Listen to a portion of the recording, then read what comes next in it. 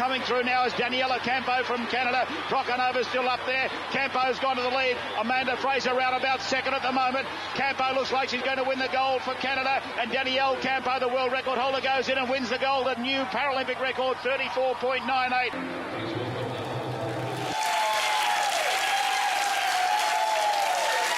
Welcome back.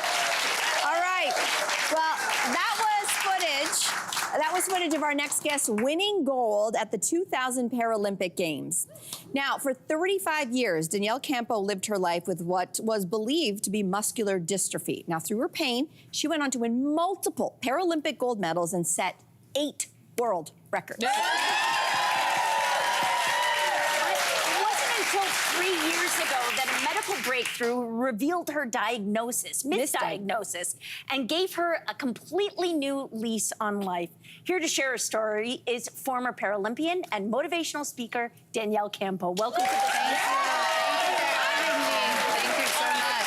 So let's dive into this conversation, Danielle. So you were initially diagnosed with muscular dystrophy at the age of 2. Talk to us about how that shaped your early years. Yeah, so I come from a very sports-oriented family, 2 older brothers. My mom and dad noticed that when we would go for a walk at the end of the day and put my hands up and ask to be carried, or you know how toddlers do that amazing squat where their bum is like 1 centimeter off the ground? Yeah. I never did that. So my mom brought me to the family doctor, which led to going to a specialist. The specialist took one look at me and said, your child has muscular dystrophy. My family shares their life shattering.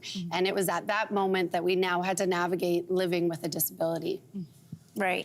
So can you tell us a little bit, you came to swimming at first as a form of physiotherapy. So can you tell us the journey from that to becoming the top of your sport? Absolutely. So from the diagnosis, my parents took that positive approach. How do we focus on those good muscles? We'll give attention to those weaker muscles, but we're gonna build those good muscles. They put me in the water and I loved it. I was free, there were no barriers. I was faster than my older brothers, which was really fun. And I set that goal that I want to go to the Olympics. And when I understood what a disability was, I said, great, I'm going to the Paralympics. Wow, that's incredible. Unbelievable. So we want to fast forward big time because just about 3 years ago, you were hospitalized. You were having complications after giving birth to your 3rd child. And that is when a doctor made a life-changing discovery. So what happened? So I had a beautiful baby girl. We were ecstatic. Her birth was perfect. My recovery was everything but. After complication after complication, I ended up going septic. And so it was the fight for my life. I had a 10% chance of survival. And I knew I was a mom and I was getting back to my family. So that will to survive became Olympian. And I fought to get back to my kids.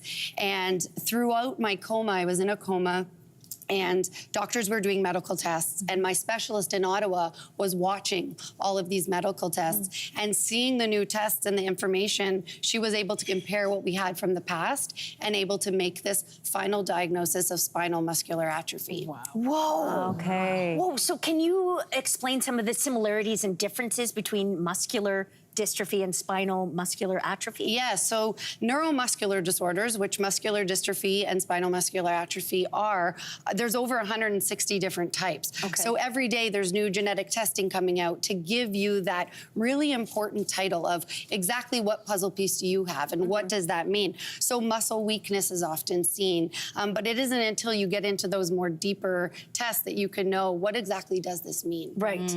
I can't imagine getting a diagnosis later on in life that you actually have spinal muscular atrophy and that it's in fact also genetic and that you passed it on, your son inherited it. So talk to us about that moment. Yeah, so throughout my career, I actually worked for Muscular Dystrophy Canada, and an amazing organization that actually is almost all of Canada is doing newborn screening for spinal muscular atrophy. So when I heard my doctor share with me, you have spinal muscular atrophy, I dropped thinking about myself and I went to, wait, this is genetic. And in that moment, I knew my 2nd child had shown signs where he had those floppy legs when you changed his diaper, so he wasn't holding his legs up. And I'd bring that to the doctors and they'd say, it's in your head, right? Wow. And so I went from that moment to, it's not about me anymore, it's about him. Now, you say that your son's disability has given, or you say that your son's diagnosis has given your disability purpose. Can you speak a little bit more to that? I describe my neuromuscular disorder as a joy stealer. moments that should have been happy sometimes are taken away because you're navigating life with a disability. Right. I was devastated with his diagnosis, but I thought for a minute, maybe this is why. Maybe this is why I went through bullying. So when he comes home, I'm gonna know how to be right there. Or when he says, Mommy, my legs hurt too much to do this, I'm gonna say, let's wiggle our toes like this. Or I'm gonna park that van at the right spot so he doesn't have to worry about the curbs or getting into a building. So I thought, maybe there was purpose for this pain. Wow. Wow. So you say since your re-diagnosis, you're living in a whole new world now. What is life like for you today? Life is amazing. It's busy. 3 kids under 8, like, ooh, right? Wow. That's its own Olympics. And I'm so grateful for the amazing work. I'm so proud to be Canadian. I'm so grateful for the amazing work of organizations like Muscular Dystrophy Canada, where they're doing research. They're finding treatments. They're finding different ways so that I can live that full life. And my husband and I can live in our circus and enjoy every moment of, like, family dinners are important, right? But woo, it's survival at our house. That's true. Well, unbelievable. It's amazing to see you here today. And Danielle, thank you for sharing your story. Thank you. So nice to be here.